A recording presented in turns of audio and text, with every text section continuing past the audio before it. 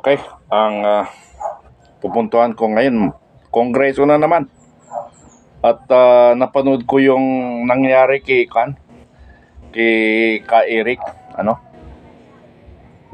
parang hindi ko nagugustuhan yung nangyari sa Kongreso o sa ating bayan. Kayo mga nasa Kongres, hinahamon ko kayo. Ginagamit nyo yung poder, ginagamit o nagpapagamit kayo, alin sa dalawa ang duda ko. Ito ay opinion ko bilang isang mamayang Pilipino. Ang opinion ko dito, nagpapadikta kay Speaker Romualdez. Pangalawang pagdududa ko, ay nagpapagamit kayo sa tatlong walang iya dyan sa Congress. Yung Partido Komunista. Ang laki kaya nagagawa ng isiminay sa ating bayan, at yan ang hinangaan kong ano matawag natin, TV broadcasting. Sila ang hinahangaan ko dahil sila ay para sa bayan. Kung ano man yan nasa likod, huwag niyong puntirehain. Ang puntirehain o ang tingnan ninyo kung ano ang nagagawa ng isiminay at ni Ka Eric at saka ni Dr. Badoy. Mga walang hiya kayo dyan sa Congress. Pinaghirapan nila yan na labanan ang Partido Komunista o Partido Komunista kayo. Buhay at pawis namin yan ng mga sundalo na mawala ang komunista o ang NPA sa Pilipinas. Tapos kayo ang sisira, kayo ang magpapabagsak at magpapatuloy ang Partido Komunista. Bakit? Napaikot kayo ng tatlo dyan.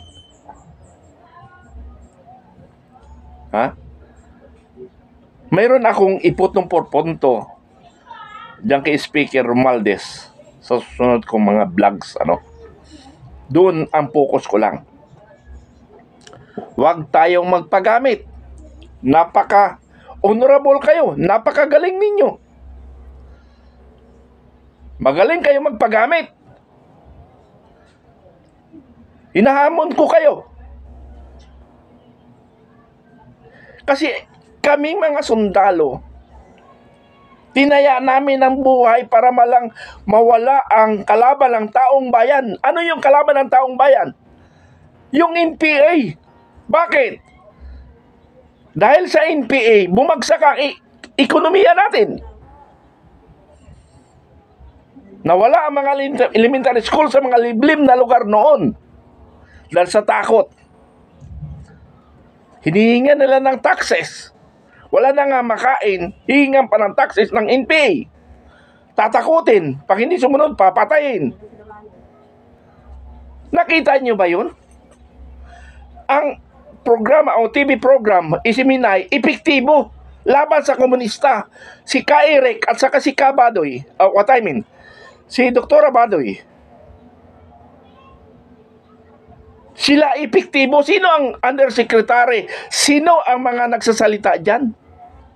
Di ba sila lang? Mula ako nilalang sa mundo, sila ang narinig ko lang na dalawang tao na lumalaban sa Partido Komunista on national, on broadcasting, and propaganda, psyops, propaganda, whatever we call strategy.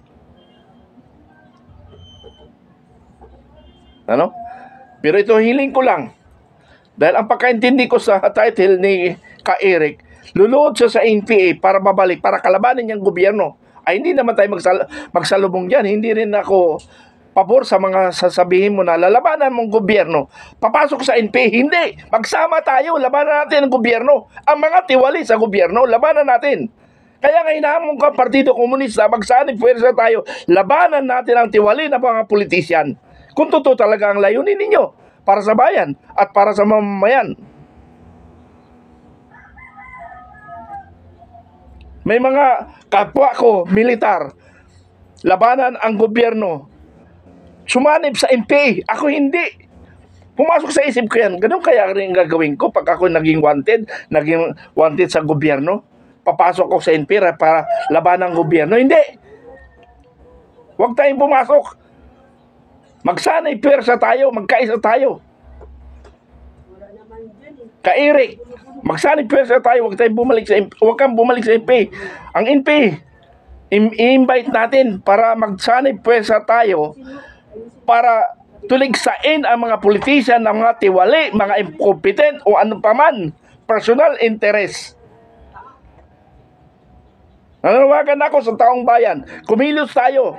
Huwag tayong maging partido, huwag tayong maging partisan. Maging neutral tayo bilang isang Pilipino, labanan natin ang mga tiwali. Neutral. Yun ang gusto kong marinig sa kapwa natin Pilipino. Kasi partido sa partido, nag-aaway talaga yan. Kasi isa kang partido, papayag ba yan na magkaisa? Hindi. Maglalaban niya kasi isang power ang pinag-aagawan. Kaya magulo rin ang politika.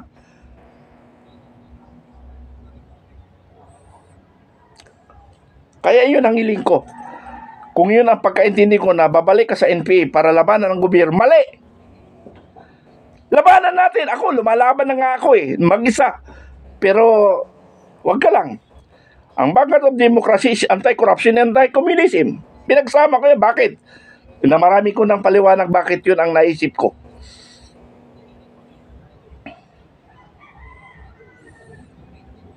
Tayong Vanguard of Democracy, kung tayo ay maka-Pilipino, ang puso natin sa ating bansa, kaya natin kumilos, magkaisa tayo.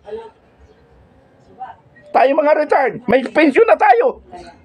Bakit pa maghanap tayo ng pera kung wala talaga ibibigay pera sa atin? Magkaisa tayo. Ha? Magkano lang yung gagastos bawat isa sa atin?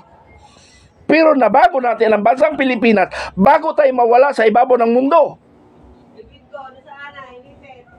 Di ba? Huwag tayong mabuhay sa kahingi, bigay. Kumilos tayo para sa bayan rin natin. Nanumpa tayo nung tayo yung mga nasa serbisyo na ipagtatanggol natin ang sambayan ng Pilipino at ang ating bansa. Now retired tayo. At mas malaya tayo ngayon. May pension naman tayo. Ngayon, kung may benefits na darating, yung hinihintay natin, production, pag naging effective yun, sinasabi ko sa inyo, malaki ang maitulong natin sa bansa bago tayo mawala sa ibabaw ng mundo. Salamat. Yun lang ang gusto kong iparating, na magsanay pwersa tayo mga Pilipino. Kung talagang mahal natin ang bayan natin, magsanay pwersa tayo, magkaisa tayo. Kung kinakailangan, tanggalin natin ang Kongreso. Kung kinakailangan, tanggalin yung sagabal dyan sa gobyerno. Ha? Tayo ang makapangyarihan, ang taong bayan. Kung magkaisa tayo, walang magagawa ang Kongreso. Ha? Walang magagawa. Kung talagang totoong makabayan tayo, o partido lang naman tayo, kaya mali po. Dapat makabayan tayo. Hindi makabayan black Makabayan, makapera lang yon. Tayo makabayan. Na kahit pa paano, gagas tayo ngayon. Kung may incentive, salamat tayo. Yan ang bigay ng Panginoon sa atin. Okay, so much for that. Narinig ko lang kasi yung salita ni Ka-Eric. Nakakainit ang dugo. Ang Congress ginagamit nilang power para sa personal nila o may sarili silang mga intention. Or sa partido. Ha? Maaga pa. Nagsisiraan na kayo. Walang hiya kayo. Ha? Okay, so much for that. Huwag niyong gamitin ng power para sa inyong kumalanggian. Salamat. Kaya hindi ko po yan nasasabi kahapon sapagkat may dangal din po ako at ayaw kong apakan yan doon sa harap the way na iinsulto at pinipersonal like si Atty. Mark Tolentino. Grabe yun. Irrelevant ang mga binubulgar sa kanya o inaatake sa kanya, may mga pinagsasabi pa na babalikan kita. Ako naluluhod muli ako sa NPA at lalaban sa gobyerno na ito. Kapag ginanon po ako sa loob ng Kongreso, yun po ang pumipigil sa akin kahapon na wag kong sabihin ito kasi alam kong aapakan ang karapatan namin doon sa loob. Hindi napigilan ni Ka-Eric ang kanyang galit sa Committee on Legislative Franchise sa Kongreso. Ayon kay Ka-Eric, nakita niya ang hindi magandang at tamang pagtrato sa kanila ng mga congressman Nais ng mga kongresista na busalan sila at meron pang pagbabanta sa kanya si Congressman Pim Intel na ipapakulong siya. Ito ang aalamin natin sa video na ito. Kung bago ka lang sa aking YouTube channel baka pwede makahingi ng like at subscribe at click mo na rin ang notification bell para updated ka sa aking nilalabas na bagong video. Salamat po. Magprangkahan na tayo, sinagot na ni Ma'am Lorraine, dadugtungan ko, yung pangatlong punto. Ang pagtingin po ni Speaker Martin Romualdez, again, Congressman, mga members of the House of Representatives sa Committee on Franchise, ang Laban Kasama ang Bayan po ay hindi news program, Congressman Suarez. Ito po ay commentary program. Therefore, we have the right to analyze, observe, and make commentaries. At by the way, gusto po naming linawin, kung nagkamali man ako granting for my information and the source na hindi ko ni-reveal at nasaktan kayo, ang tama bang aksyon ay ipatawag ang buong SMNI at tanggalan ng prangkisa? Hindi ba tama ang dapat gawin? Kinasuhan niyo ako at kung sino man ang editor ko for libel or for cyber libel, bakit ang franchise ang inatake niyo?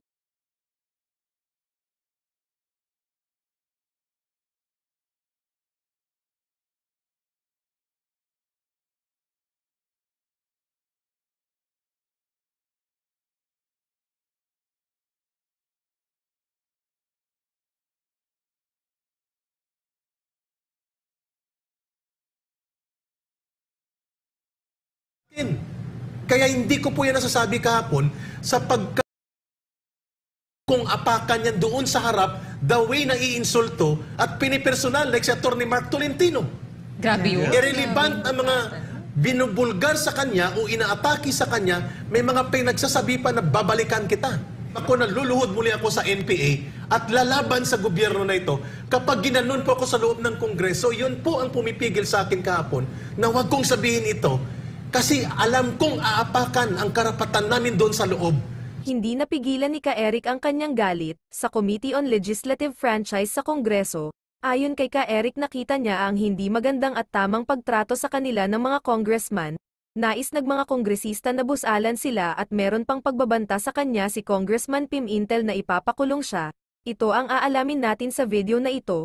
Kung bago ka lang sa aking YouTube channel baka pwede makahingi ng like at subscribe at click mo na rin ang notification bell para updated ka sa aking nilalabas na bagong video. Salamat po. Magprangkahan na tayo, sinagot na ni Ma'am Lorraine, dadugtungan ko, yung pangatlong punto.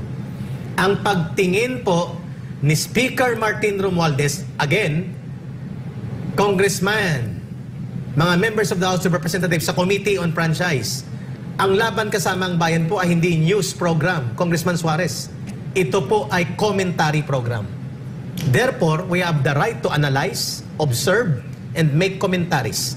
At by the way, gusto po naming linawin, kung nagkamali man ako granting for my information and the source na hindi ko ni-reveal at nasaktan kayo, ang tama bang aksyon ay ipatawag ang buong SMNI at tanggalan ng prangkisa? Hindi ba tama ang dapat gawin? Kinasuhan niyo ako at kung sino man ang editor ko for libel or for cyber libel, bakit ang franchise ang inatake nyo? Meaning, hindi po ako ang target nyo dito. Ang target nyo talaga, patahimikin ang SMNI, tanggalin ito as a media outfit sapagkat sa tingin nyo, ito ay Duterte media. Nagkakamali kayo. Ang SMNI ay people's media. Why? Wala pong pwedeng hindi interviewin dito. Wala pong hindi pwedeng magsalita dito at hindi pwedeng mag-rebat ng mga balita at komentaris dito. At ang mga Duterte po ay nagkataon lang na dito sila nagpapahayag. But they do not own SMNI. SMNI is for the people and for nation building. Ngayon, Congressman Suarez and Congressman Tambunting and Speaker Martin Romualdez and all your allies, bakit kailangan mag-franchise hearing? Kung ang tingin nyo nagkamali ako sa impormasyon na pagtatanong ko, bakit hindi ako ang kinasuhan nyo? For libel and cyber libel. And I am ready to stand by that in a court of law. Pero bakit ginamit nyo ang poder at kapangyarihan nyo to investigate the franchise doon sa mga opinion at commentaries namin and pagtatanong?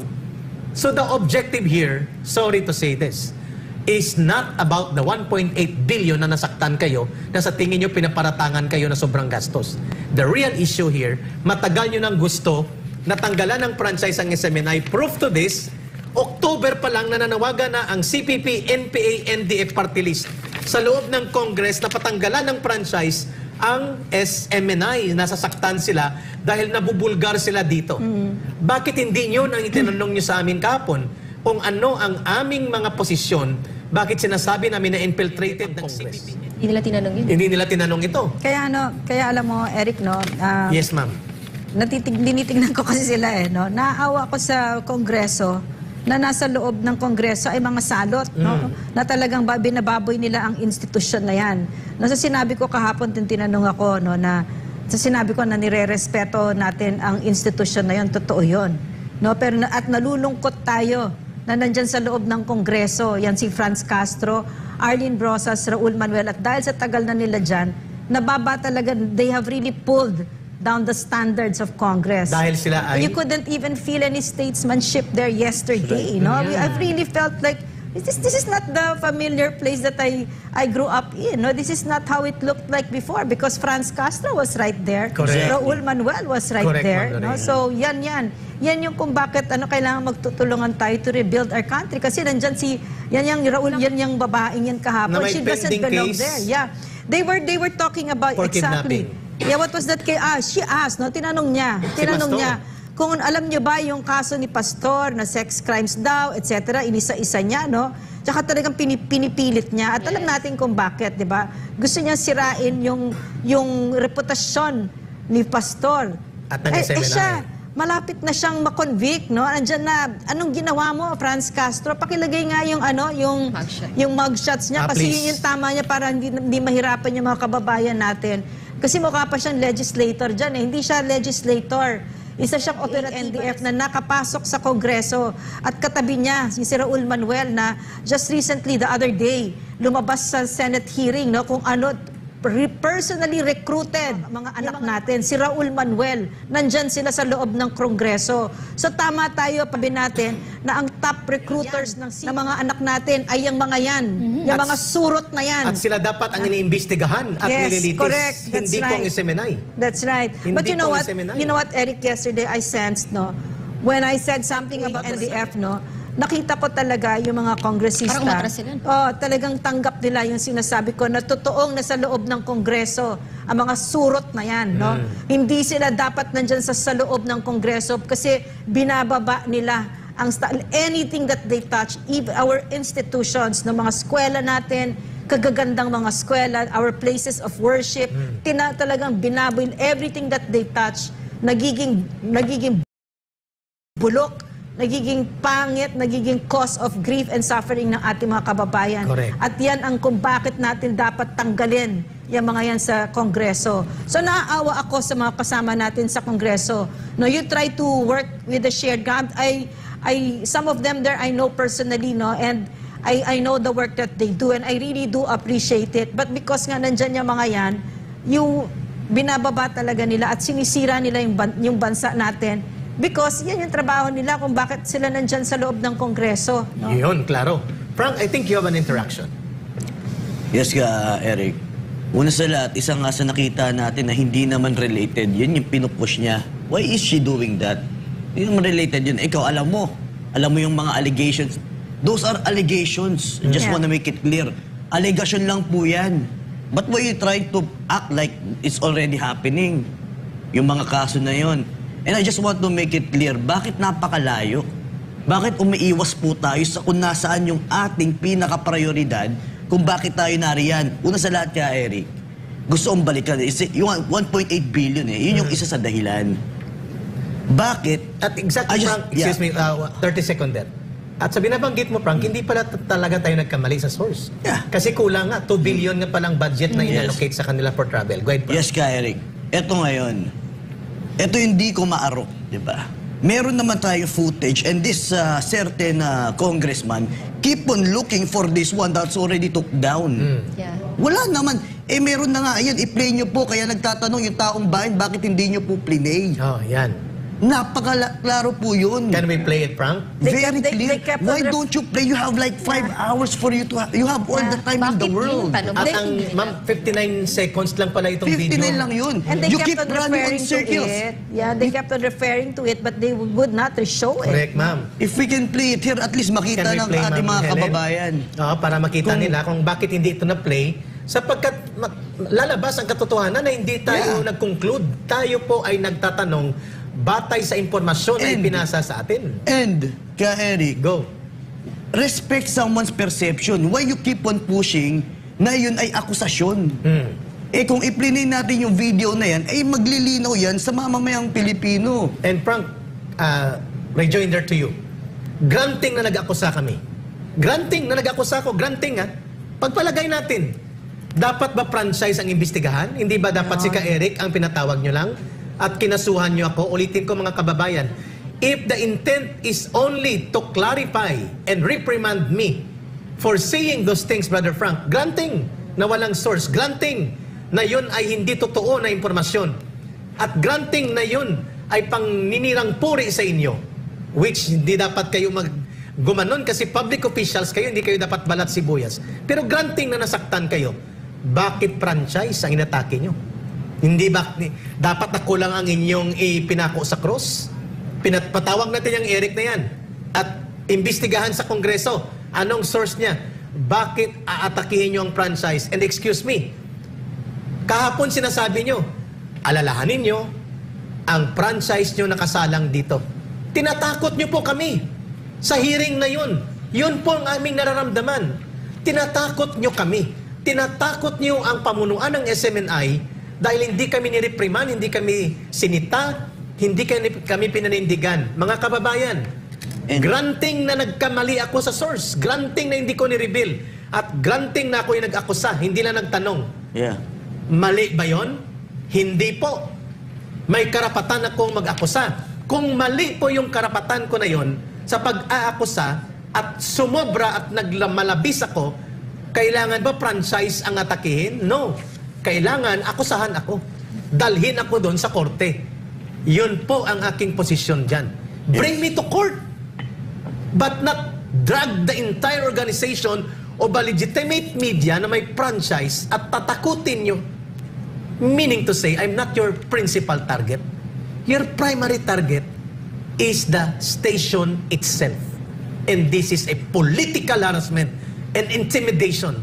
At hindi po kami matitinag na sasabihin ito. You are weaponizing Congress to violate constitutional rights of people na parang mga diktador kayo.